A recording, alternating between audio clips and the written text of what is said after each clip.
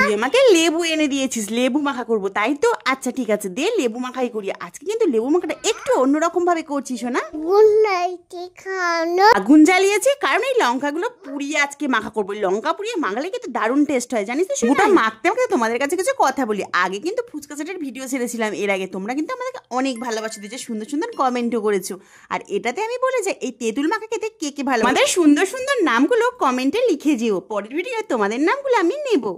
এদিকে কথা বলতে বলতে আমার এই মাখা রেডি, আমি তো আর জিভে জল আটকাতেই পাচ্ছি না। চলো খেয়ে বলি। এই শোনাই খাবি তো? আয় আয়।